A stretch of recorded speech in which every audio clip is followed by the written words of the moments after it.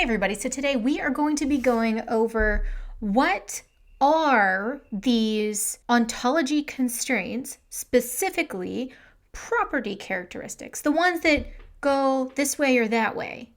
Ooh, there we go. This way or that way.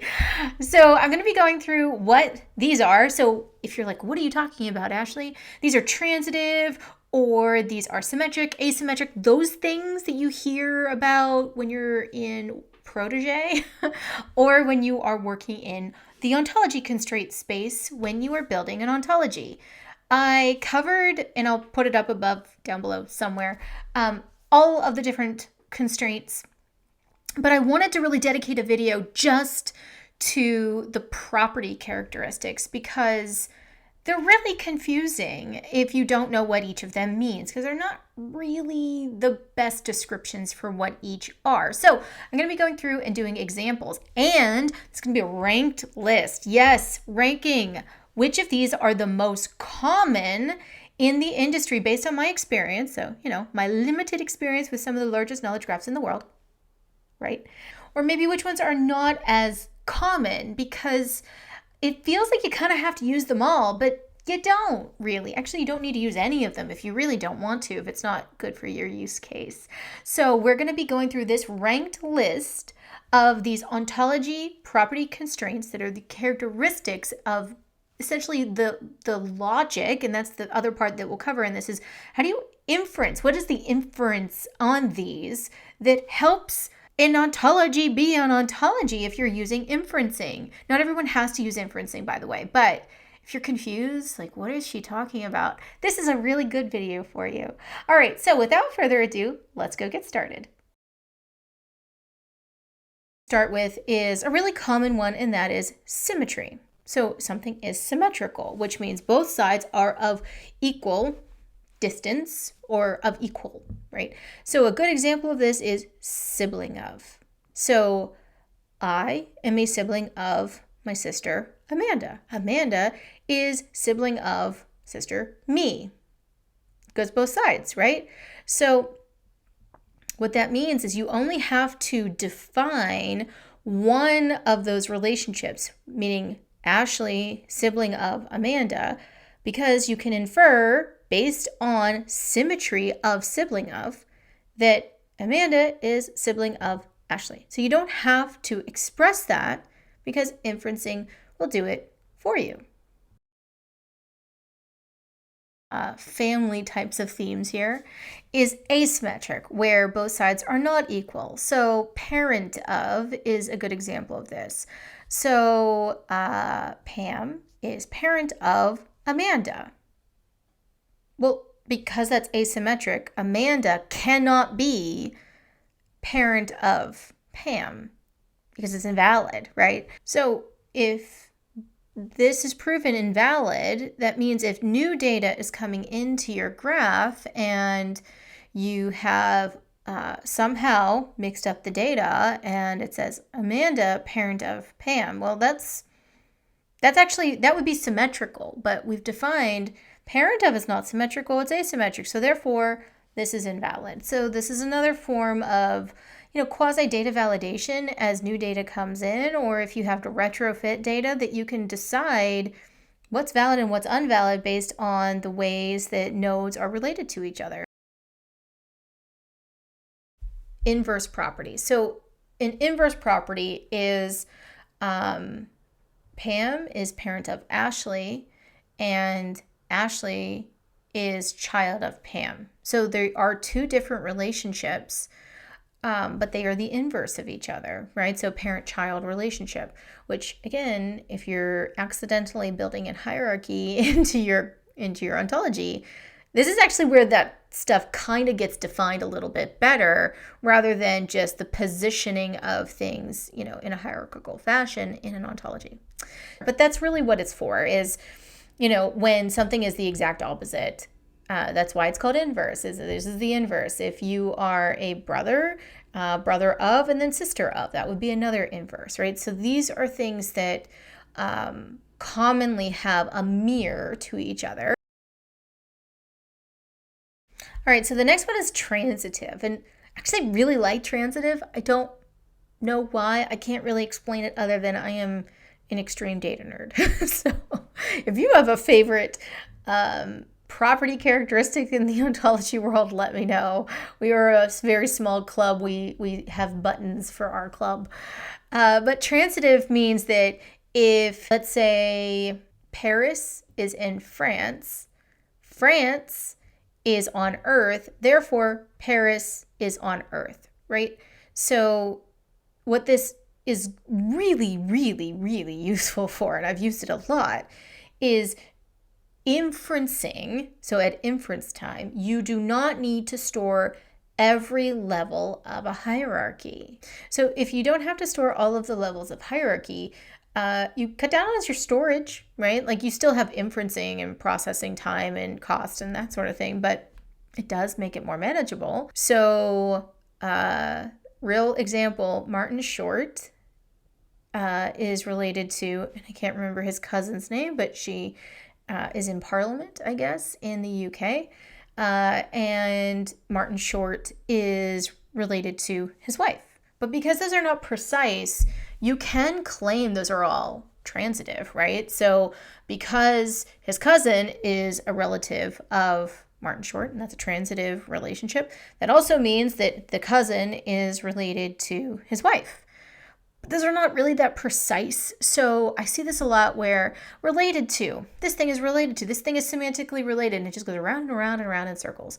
So transitive can be a scapegoat too. So be careful about that. You want to be precise with your relationships when you are using transitive as the character property on these things. A reflexive property. This is usually used for things of equivalency. So same as, or synonym for, or alt label, or any of those kinds of things. Those are usually reflexive because it's basically saying these two things are the same thing. And this is not the same as, and it's often confused with the symmetric, because that seems like it's, oh, both sides are of equal distance, right? But it's not, because those are two different entities, whereas this is talking about actually these are two entities, but they're actually the same thing, right? So that's how there's a difference, but I've seen them confused for some reason.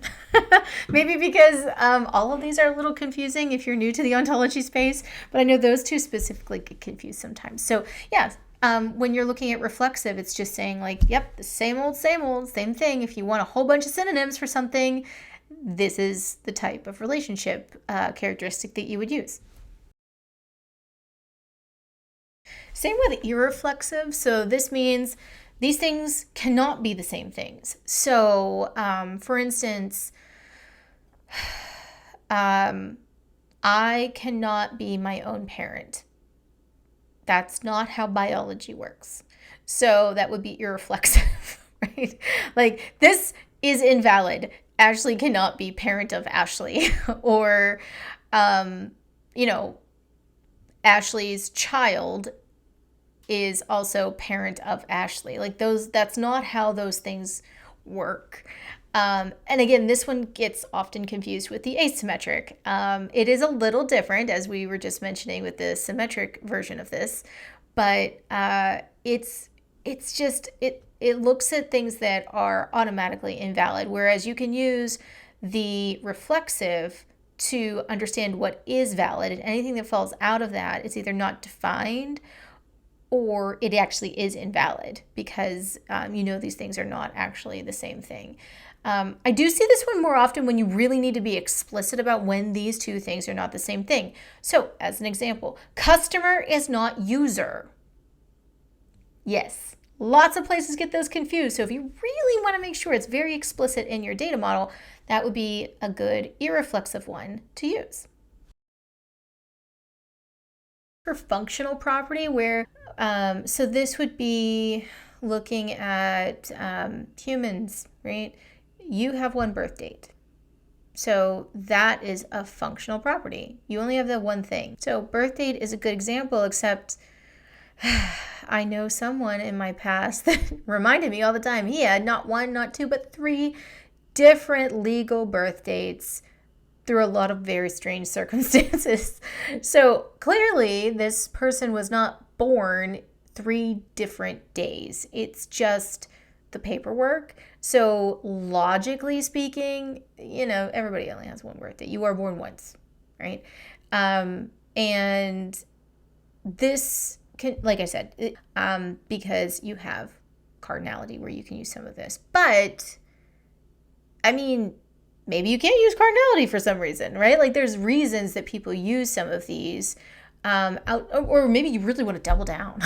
You want to make sure that only ever will anybody ever have one birth date in your ontology. So an inverse functional property is when you can actually have multiple things for one entity. This is to help you identify when 2 nodes might actually be the same thing because of another piece of information that can tie them together and be used for disambiguation. So this could be a unique ID. So, if you're looking at, let's say, Mariah Carey has Wiki ID 1, 2, 3, 4, 5, whatever it might be, and then you see Mariah Carey has ID 4, 5, 6, 7, and that's from like IMBD or something else. So those are 2 different IDs, but they have the same label, or it's the reverse of that, where maybe the wiki ID for Mariah Carey is 1, 2, 3, 4, and you see that connected to Mariah Carey, and then whatever her natural name is, which is not her stage name, which honestly, I don't know if that's her real name or her stage name, but that would be an example where there's an alias of someone, or a pseudonym or something that means the same thing but can be represented with something that is more unique about them, usually some kind of identifier.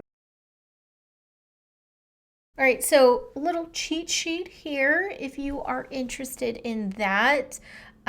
This does not have the examples that we just went through, but I have, like I said, seen a lot of folks getting these are used inaccurately.